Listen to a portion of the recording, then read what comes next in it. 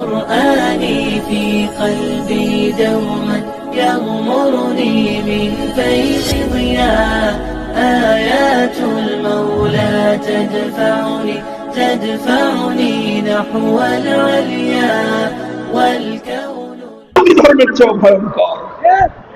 মুহতারাম হাজিরিন, আমার আলোচনাকে আমি সমাপ্তির দিকে এনে এক কথা আপনাদের কাছ থেকে একটা অঙ্গীকার নিয়ে আমি আমার আলোচনা শেষ করতে চাই। হে মুসলমান, তোমরা ইসলামকে পূর্ণাঙ্গ জীবন ব্যবস্থা বিশ্বাস করো কি করো না? ইসলামের মধ্যে অর্থনীতি ব্যবস্থা রয়েছে, বিশ্বাস করো কি করো না? ইসলামের মধ্যে রাজনীতির সমস্যার সমাধান আছে, বিশ্বাস করো কি করো না? ইসলামকে পূর্ণাঙ্গ জীবন ব্যবস্থা বিশ্বাস করো কি করো না?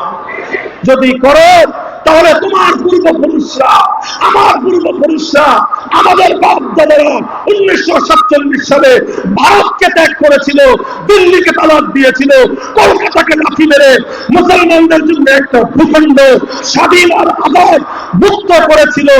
একটা স্বপ্ন নিয়ে, একটা আকাঙ্ক্ষা নিয়ে, একটা তামান্না নিয়ে, এমন একটা রাষ্ট্র হবে, এমন একটা ভূখণ্ড হবে যে রাষ্ট্র অনেক বড় না হতে পারে, যে রাষ্ট্র অনেক বড় লোক না হতে পারে, অনেক সমৃদ্ধ না হতে পারে, সেই রাষ্ট্রে আমরা 3 বেলা হয়তো খেতে পারবো না, 1 বেলা হয়তো খেতে পারবো।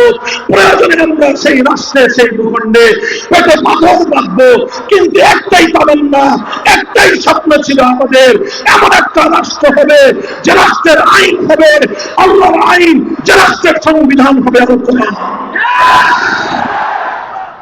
সেই রাষ্ট্র প্রতিষ্ঠার স্বপ্ন নিয়ে 47 সালে ব্রিটিশদের কাছ থেকে এই বাংলাদেশের ভূখণ্ডকে আমরা ভারত মুক্ত করেছিলাম।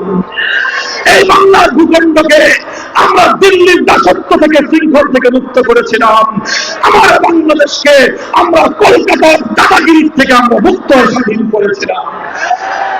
দুর্ভাগ্যজনকভাবে 1971 মুক্তিযুদ্ধের পর একজন নেতা, যিনি 70 নির্বাচনের সময় অঙ্গীকার করেছিলেন নির্বাচনে ক্ষমতায় আসতে পারলে কোরআন সুন্নাহ বিরোধী কোন আইন তিনি করবেন না, অথচ এই অঙ্গীকার করার পরে 71 মুক্তিযুদ্ধের পর 72 সালে ভারতের তৎকালীন প্রধানমন্ত্রী শ্রীমতী ইন্দিরা গান্ধীর একটা ফর্মুলা নিয়ে, তার একটা প্রেসক্রিপশন নিয়ে তিনি এমন একটা সংবিধান চাপিয়ে দিলেন, যেই সংবিধানে ভারতের গোলামীর জিঞ্জিরে আবদ্ধ করা হয়েছে বাংলাদেশকে, যেই সংবিধানের মধ্যে ভারতের সংবিধানের মূলনীতিগুলো জাতীয়তাবাদ, ধর্মনিরপেক্ষতাবাদ, গণতন্ত্র, সমাজতন্ত্রকে মূলনীতি আখ্যা দিয়ে ইসলামের কবর রচনা করা হয়েছে। অথচ 70 নির্বাচনে অঙ্গীকার করেছিলেন কোরআন সুন্নাহ বিরোধী কিছু হবে না, অথচ 71 পরে 72 সংবিধান নির্বাচন করে তিনি আইন পাস করলেন ইসলামী কোরআন সুন্নাহ বিরোধী আইন। তো দূরের কথা, এদেশে কোরআন সুন্নাহর আইন প্রতিষ্ঠার দাবি করবার জন্য ইসলামী রাজনীতিকে তিনি নিষিদ্ধ ঘোষণা করেছিলেন। এটা ছিল 70 নির্বাচনের আগে জাতির সঙ্গে যে ওয়াদা করেছিলেন, 72 সংবিধান তৈরি করে গোটা জাতির সঙ্গে স্পষ্ট গাদ্দারি আর বিশ্বাসঘাতকতা করেছেন। গত 50 বছর বাংলাদেশে 72 সংবিধান ছিল জাতির সঙ্গে গাদ্দারির সংবিধান। 72 সংবিধান বাংলাদেশকে ভারতের গোলাম দাস করানোর সংবিধান। 72 সংবিধান 71 মুক্তিযুদ্ধের চেতনাকে গলা টিপে হত্যা করবার সংবিধান। আজ 14 ডিসেম্বর, আর একদিন পরে আসতেছে 16 ডিসেম্বর। এবারের বিজয় দিবসে বাংলার জনগণ আওয়াজ উঠাও, এক শব্দ উঠাও, ভারতের গোলামীর সংবিধান দিল্লিতে পাচার করে দাও।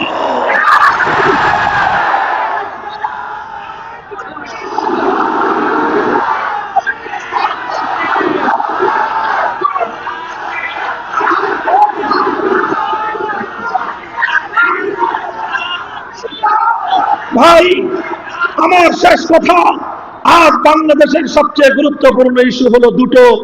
একটা হলো পার্শ্ববর্তী ভারতের আধিপত্য। গোটা বাংলাদেশ আজ ভারতীয় আধিপত্যের বিরুদ্ধে ঐক্যবদ্ধ। আমার বাংলাদেশের উপ হাই কমিশন আগরতলায় ওরা সাম্প্রদায়িক হামলা চালিয়ে বাংলাদেশকে ওরা ভয় পেয়ে দিতে চায়। ওরা বাংলাদেশের লাল সবুজের পতাকা আগুন দিয়ে পুড়িয়ে দিয়ে মুসলমানদের হৃদয়ে ক্ষোভের আগুন ধরিয়ে দিয়েছে। এখন বাংলাদেশের সরকার জাতীয় ঐক্যমত প্রতিষ্ঠার আহ্বান জানিয়েছে। সকল রাজনৈতিক দল, সকল ধর্মাবলম্বীরা ঐক্যবদ্ধ হয়েছে। আমরা বহু আগে থেকে বলেছি, শুধুমাত্র 20 বৃক্ষের গোড়ায় পানি ঢেলে শুধু ডাল ছাটলে এই 20 বৃক্ষের হাত থেকে মুক্তি পাওয়া যাবে না। উপায় হলো 20 বৃক্ষের শেকড় শুদ্ধ উপরে ফেলতে হবে। বাংলাদেশের উপর ভারতের দাদাগিরি, বাংলাদেশের উপর ভারতের আধিপত্যবাদ, বাংলাদেশের সীমান্তের কাঁটাতারে ফেলানিদের ঝুলে থাকে লাশ, বাংলাদেশের বারবার সীমান্ত রক্ষীদেরকে নির্মমভাবে পাখির মতো গুলি করে ভারতীয় হত্যাযজ্ঞ, এই সব কিছুর সমাধান এক জায়গায় 72-এর সংবিধানের ভারতীয় দাসত্বের শৃঙ্খল ধর্মনিরপেক্ষতা বঙ্গোপসাগরে ফাঁসিয়ে দাও।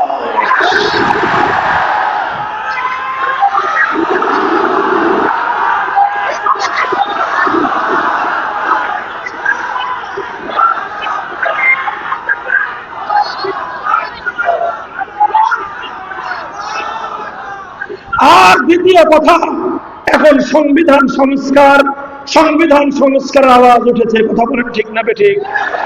এই সময় আমাদের স্পষ্ট পেলাম, এখনই আমরা পূর্ণাঙ্গ ইসলামী সংবিধান কায়েম করবার দাবি এখনই করছি না, আমরা একটু প্রস্তুতি নিচ্ছি। এখনকার দাবি হলো এবারের সংস্কারে সংবিধানে একটা ধারা সংযুক্ত করতে হবে। সেই ধারাটা হবে বাংলার 90% মুসলমানদের দেশে, শরীয়তুল্লাহ বিধুবিদদের এই দেশে, খানজাহান আলী শরীয়তুল্লাহ আর শাহজালালের এই বাংলাদেশে, হাফিজ হুজুর সাইফুল হাদিসদের এই বাংলাদেশে কোরআন সুন্নাহ বিরোধী, ইসলামী শরিয়া বিরোধী কোন আইন, কোন বিধিমালা, কোন নীতিমালা কার্যকর হতে পারবে না। থাকলে সেটা বাতিল বলে গণ্য হবে। এই ধারা বাংলাদেশের সংবিধানের সংস্কার করে অন্তর্ভুক্ত করার স্পষ্ট দাবি জানাচ্ছি। একমত কারা? লাখো জনতার স্বতঃস্ফূর্ত হাততালি, স্বতঃস্ফূর্ত এই আহ্বান, এই আবেদন বাংলাদেশের স্বাধীনতা দিবসের, বিজয় দিবসের প্রাক্কালে রাষ্ট্রের কর্ণধারগণ উপলব্ধি করবার চেষ্টা করুন। 5ই আগস্টের বিপ্লব পরবর্তী 1 ঘন্টার বাংলাদেশের মানচিত্রটাকে একটু চোখ বন্ধ করে দেখেন। কি করে চোখ বন্ধ করে 5ই আগস্টের বিপ্লবের শেখ হাসিনা, ফ্যাসিবাদী যুগের ফেরাউন নমরুদ, যুগের কারুন, ইতিহাসের বর্বরতম খলনায়িকা, ভারতের সেবাদাসী শেখ হাসিনা পালিয়ে যাওয়ার 1 ঘন্টা বাংলাদেশ চোখ বন্ধ করে তাকিয়ে দেখুন, দেখবেন টেকনাফ থেকে তেতুলিয়ায় একটাই দৃশ্য। মুসলমানদের এই জনপদের জাতীয় স্থাপনায় যত মূর্তি ছিল ভাস্কর্য নামক, সমস্ত মূর্তি শাহজালালের সন্তানরা ভেঙে গুড়িয়ে দিয়েছে। এটাই হলো বাংলাদেশ, এটাই হলো 5ই আগস্টের বিপ্লব, এটাই হলো তৌহিদের বিপ্লব। এই বিপ্লবের মনোভাব আর সেন্টিমেন্ট বুঝবার চেষ্টা করেন। আমরা যা বলছি কোরআন সুন্নাহ বিরোধী, ইসলামী শরিয়া বিরোধী যে কোনো আইন, নীতিমালা, বিধিমালা আপনি বাতিল হওয়ার জন্য একটা ধারা সংযুক্ত করে দেন। এটা হলো আমাদের শান্তিপূর্ণ দাবি। যদি এই দাবি সহজে না মানা হয়, এই দাবি যদি স্বাভাবিকভাবে কার্যকর না হয়, এরপরে যেটা আমরা করব, কোনো স্পার্ধাক নাই, কোনো গোপনীয়তা নাই। পরিষ্কার বলতে চাই, 100 বছরের এই জনপদের মুসলমানদের অভিপ্রায় এবং তাদের ইচ্ছার আকাঙ্ক্ষা বাস্তবায়নে আল্লাহর কোরআনের রাজ কায়েম করবার জন্য, খেলাফত রাষ্ট্র ব্যবস্থা প্রতিষ্ঠার জন্য রক্ত দিতে হলে রক্ত দিয়ে, জীবন দিতে হলে জীবন দিয়ে, যুদ্ধ করতে হলে যুদ্ধ করে শহীদ ঈদগাহে জমায়েত হব, শহীদ ঈদগাহে জমায়েত হব।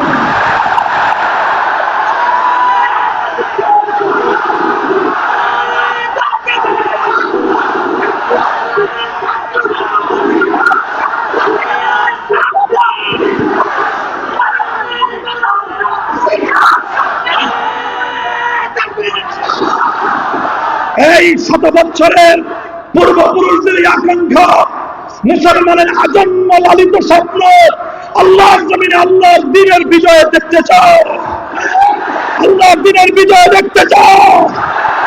ইমারতে ইসলামী আল্লাহর দ্বীনের কেতন উঠছে, সিরিয়ার শামে আল্লাহর দ্বীনের বিজয়ের কেতন উঠছে, হামাসের হাতে ইসলামের বিজয়ের কেতন উঠছে, সোমালিয়ার ইসলামের বিজয়ের কেতন উঠছে।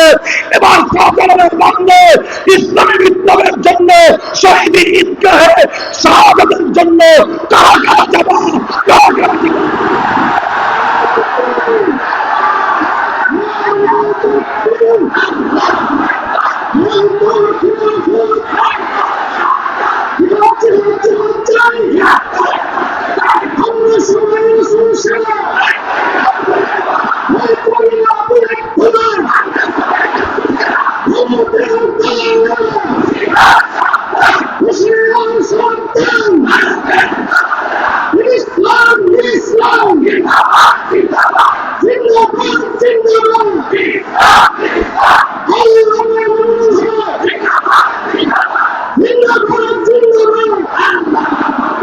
ইনশাআল্লাহ আগামীর বাংলাদেশ হবে ইসলামের বাংলাদেশ, আগামীর বাংলাদেশ হবে খেলাফতের বাংলাদেশ। এটা আমাদের আবদার নয়, এটা আমাদের আলটিমেটাম, এটা আমাদের আবদার নয়, এটা আমাদের আলটিমেটাম। যা করতে হয় তাই করা হবে ইনশাআল্লাহ। 2000 তাজা প্রাণের বিনিময়ে ফ্যাসিবাদ বিতরণ করা হয়েছে। আল্লাহর কোরআন কায়েম করার জন্য 2 লক্ষ নয়, 2 কোটি তাজা প্রাণের, 2 কোটি জীবনের প্রয়োজন হলে তাওহীদ জনতা 2 কোটি জীবন দেওয়ার জন্য প্রস্তুত থাকবে ইনশাআল্লাহ। আল্লাহ পাক কবুল করেন, তৌফিক দান করেন। কথা যেন শুধু কথায় সীমাবদ্ধ না থাকে, কাজের জন্য সকলে প্রস্তুত হয়ে যাবেন ইনশাআল্লাহ।